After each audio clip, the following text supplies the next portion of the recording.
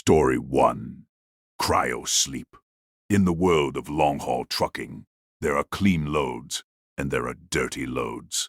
Clean loads are things like groceries, lumber, Amazon packages. You know what you're hauling. You have a clear manifest and you sleep easy at night.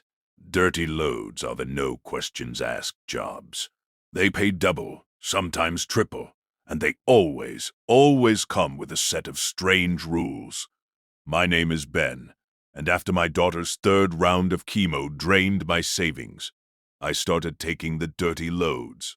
I told myself it was a temporary measure. But some roads, once you turn down them, you can never really leave.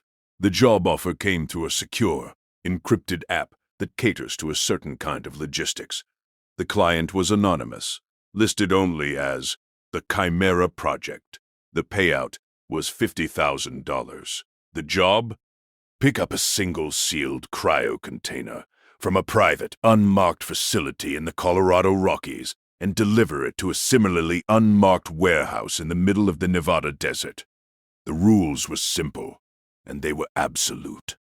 Never, under any circumstances, stop the truck for more than 20 minutes. The container has a backup battery, but it's for emergencies only.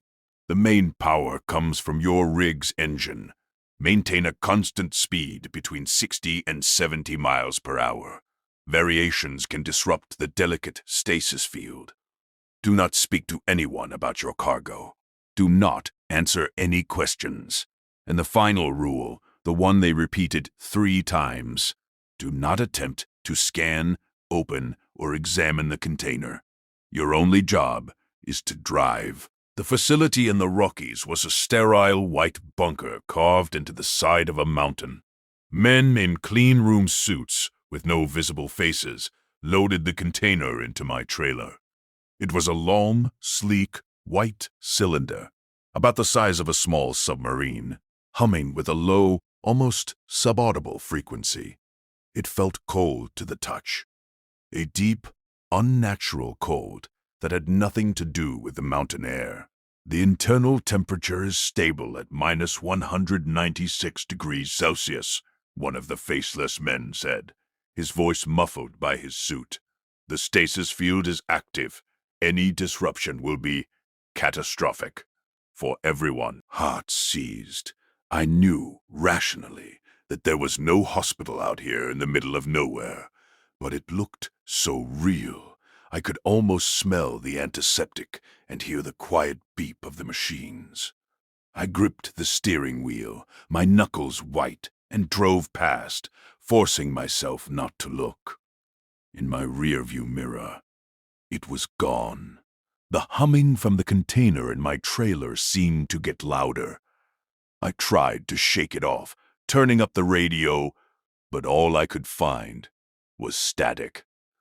I was deep in a dead zone. The loneliness, usually a familiar blanket, felt sharp and hostile tonight.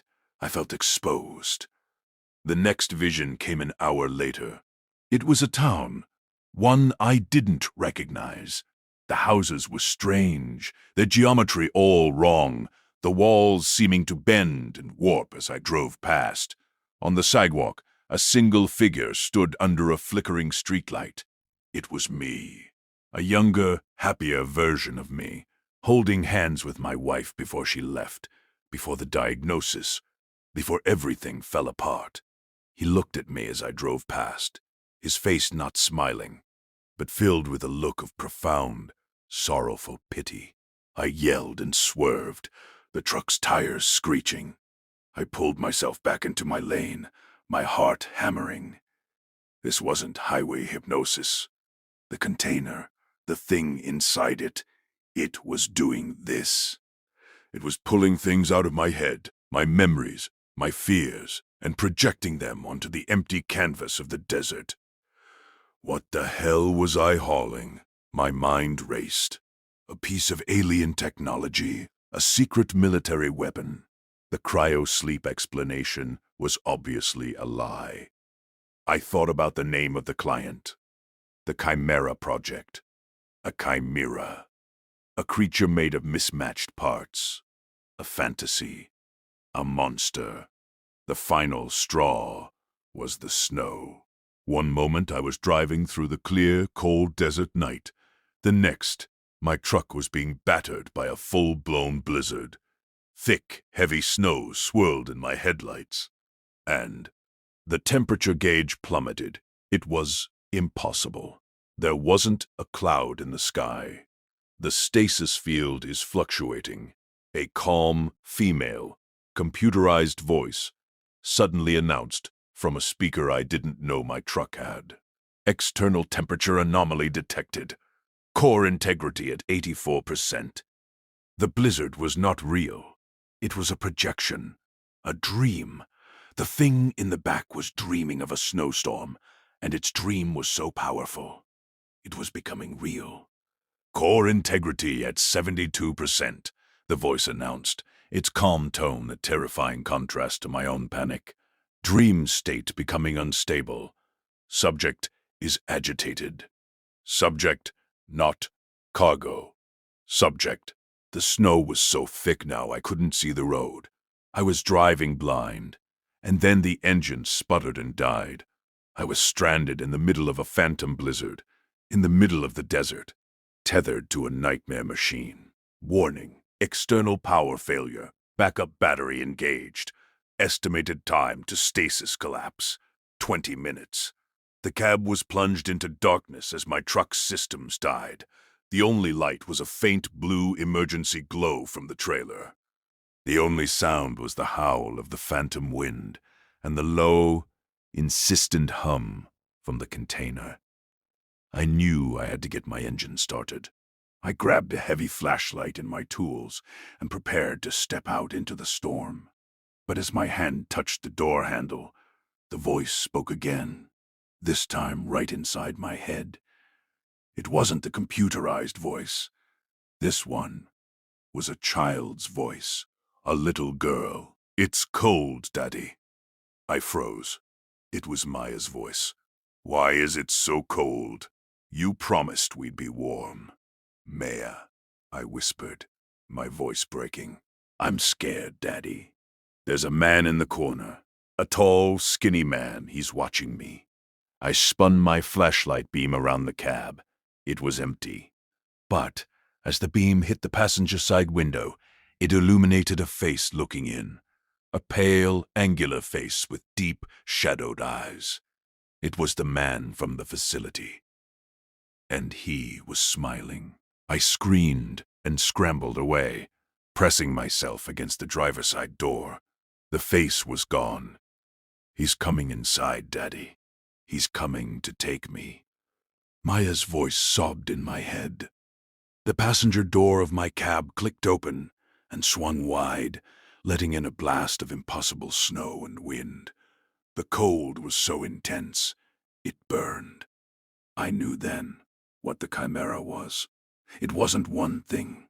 It was a psychic amplifier, and the subject inside it was a powerful telepath, a child maybe, trapped in a cryogenic nightmare. And now, its dreams, its fears were breaking free, and it was using my own memories as the building blocks for its horror. The man from the facility wasn't really there. He was my own fear of the client, given form. The hospital, my wife, it was all me. Warning, stasis collapse in 10 minutes. Core integrity at 30%. The truck groaned, the metal creaking as if under immense pressure. The hum from the container was a deafening roar now, and it was filled with the sound of a child's terrified weeping. If that field collapsed, what would happen? Would this psychic storm be unleashed on the world, or would it just consume me? I had to get the engine started. I had to get power back to the container. I had to put the nightmare back to sleep. "It's okay, baby," I said, my voice shaking, speaking to the ghost of my daughter in my head. "Daddy's here. I won't let the man get you. Just hold on." I kicked my own door open and plunged into the blinding white. The cold was a solid wall. I couldn't see anything. I felt my way along the side of my truck. The metal's so cold it burned through my gloves. I popped the hood and shone my light on the engine. It was covered in a thick layer of that same unnatural crystalline frost I had seen on the abandoned cars on Route 93. It shouldn't have been there. Stasis collapse in 5 minutes. I worked with a frantic, desperate energy. My fingers were numb. My tools kept slipping. The wind shrieked, and in it, I could hear Maya crying. I could hear the whispers of the faceless man. I ignored them. I focused on the machine, the alternator, the battery leads. The problem was a simple one, a frozen relay switch. It was the cold, the dream cold. I managed to bypass the relay, a trick I'd learned from an old-timer years ago. I scrambled back into the cab, my body a block of ice, and turned the key. The engine sputtered. Once, twice, and then it caught, roaring to life. The moment the engine engaged, the blizzard vanished. The snow, the wind, the cold. It all disappeared in the blink of an eye. I was sitting in my truck in the middle of the silent, clear, cold desert night. The hum from the container settled back into its low, steady frequency. External power restored.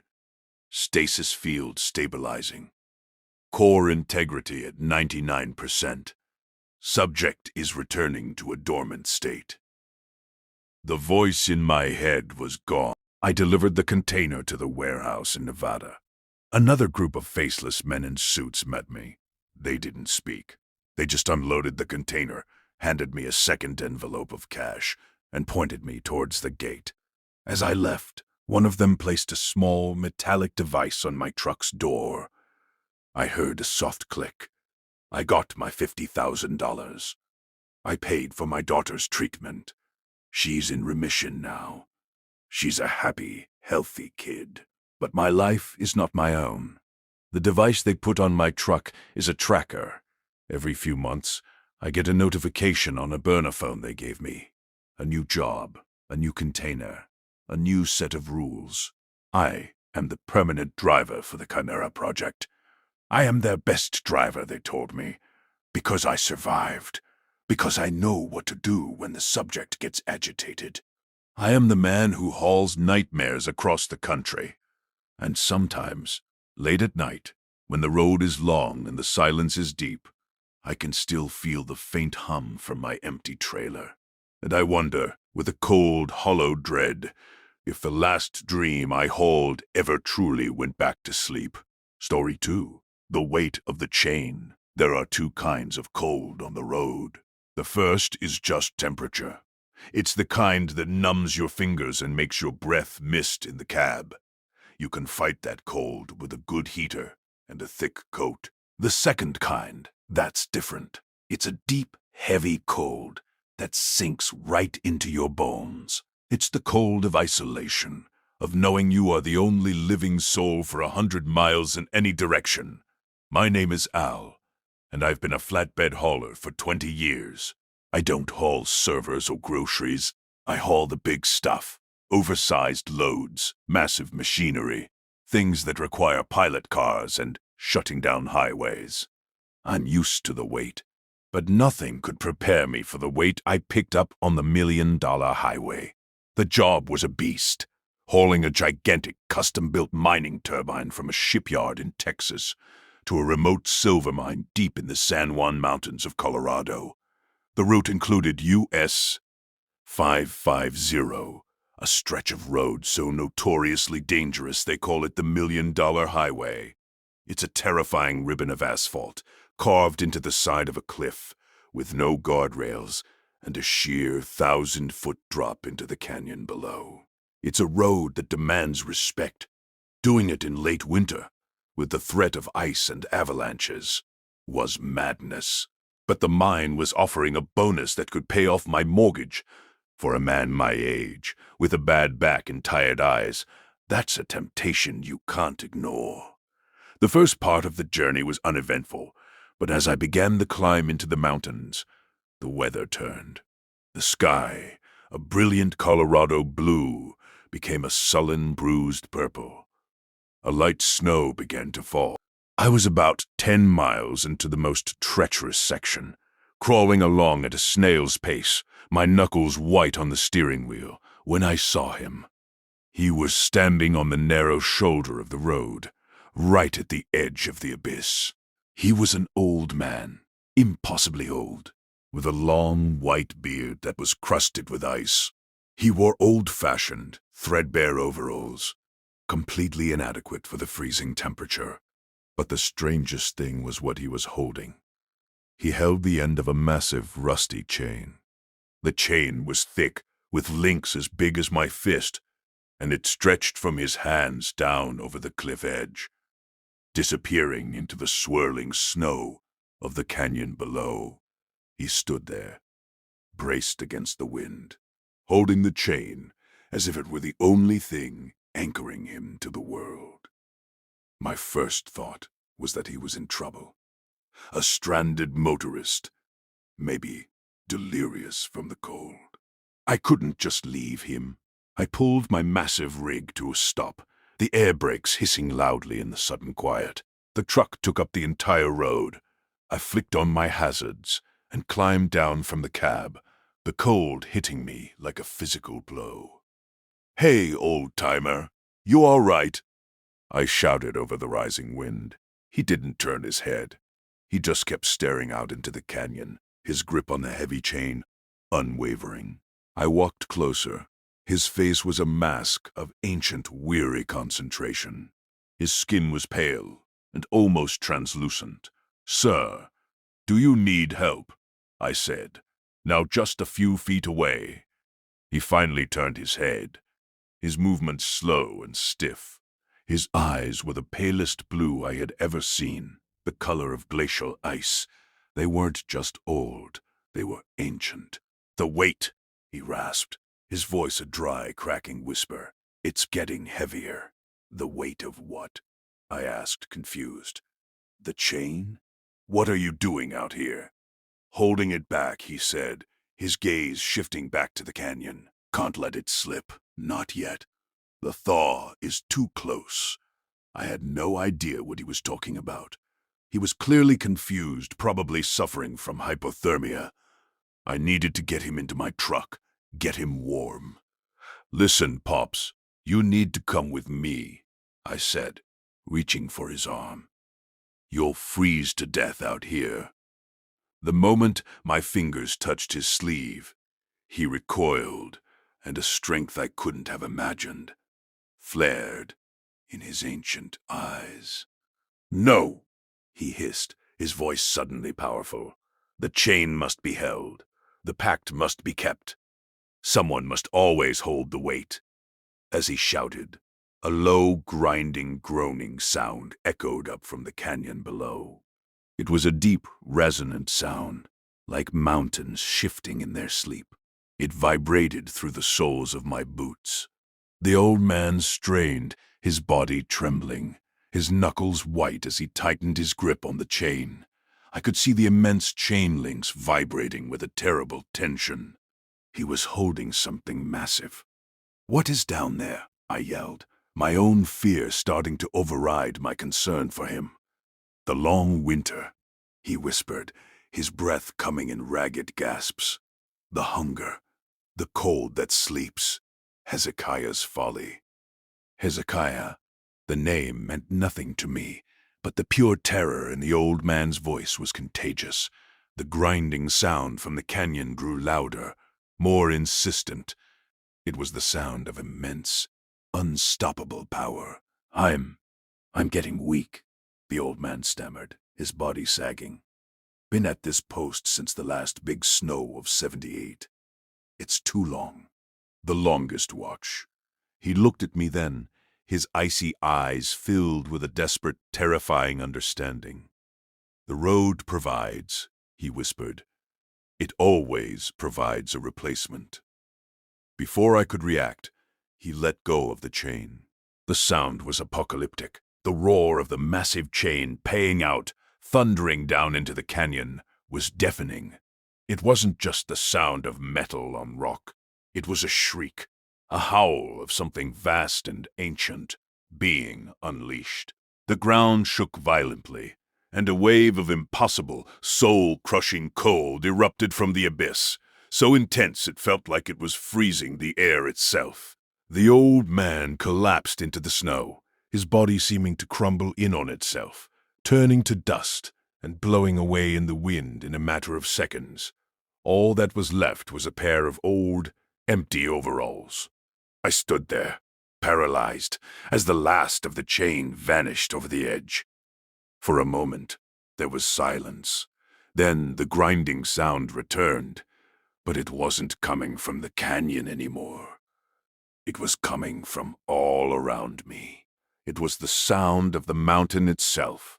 I looked up, high above me, on the cliff face, a wall of snow and ice, 100 feet high, began to shift, an avalanche.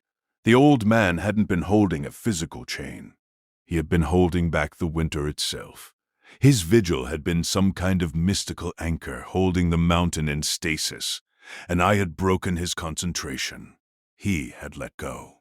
I didn't think. I ran. I scrabbled back into my rig, threw it into gear, and drove. I didn't care about the treacherous road, the sheer drop. My only thought was to outrun the mountain. My rear-view mirror was filled with a tidal wave of white. The avalanche was coming down, a roaring, unstoppable monster of snow, ice, and rock. It was gaining on me. I pushed the engine harder than I ever had, the massive turbine on my flatbed groaning in protest. The truck fishtailed on the icy road, the trailer swinging perilously close to the 1,000-foot drop. I was driving on pure adrenaline. A scream caught in my throat. The avalanche hit the road behind me, wiping it from existence. The black top I had just been on was gone, replaced by a chasm of churning white. I had escaped by mere seconds. I drove for another 10 miles, my heart trying to beat its way out of my chest, before I dared to pull over. I got out of the cab, my body shaking uncontrollably. The snow had stopped. The air was dead still. I looked back the way I had come. The road was simply gone. There was no way back. And then I felt it. A new sensation. A faint, subtle vibration coming from the back of my truck. I walked to the flatbed and looked at the massive turbine I was hauling. The cold was radiating off it in waves. I placed my hand on its cold, metal housing, and I felt a rhythmic, slow, deep thump, thump, like a colossal sleeping heartbeat. I looked at my own hands, and I saw, with a horror that was beyond anything I had ever known, that a single, rusty, impossibly heavy chain link was looped around my left wrist. It was cold, so cold it burned, and it was fused to my skin. It hadn't been there before. The road it always provides a replacement. I wasn't just hauling the turbine anymore. I understood, with a terrible, soul-crushing certainty, what I was truly carrying. The old man had been the anchor. When he let go, the weight, the essence of the long winter, the cold that sleeps, had to go somewhere. It had latched on to the largest, heaviest thing on that stretch of road. My load, my truck, and the chain. The chain was my new responsibility. I was the new anchor. I was the new warden. My job was no longer to deliver the turbine to the mine. My job was to keep it moving, to never, ever let it stop. Because if it stopped, the heart inside would awaken. The weight would be unleashed. I live on the road now. I never stop for more than a few hours. I am a ghost, a legend whispered about at truck stops, the man who hauls the phantom load. My company thinks I stole the truck and its cargo. There's a warrant out for my arrest, but they'll never catch me. My route is a long, endless loop through the coldest, most isolated parts of the country. I stick to the back roads. the forgotten highways. I can feel the thing on my flatbed, sleeping, dreaming of cold, its slow heartbeat a constant companion. The chain is always on my wrist. It feels heavier with each passing year. My hands are gnarled and old. My face a roadmap of weary miles. I can feel my own strength fading. The watch is long, the longest watch, and I know that one day on some lonely, forgotten stretch of winter road, I will get too tired. My grip will fail. Or maybe, just maybe, a kind-hearted trucker will stop to help a strange old man holding a chain on the side of the road. The road provides. It always provides.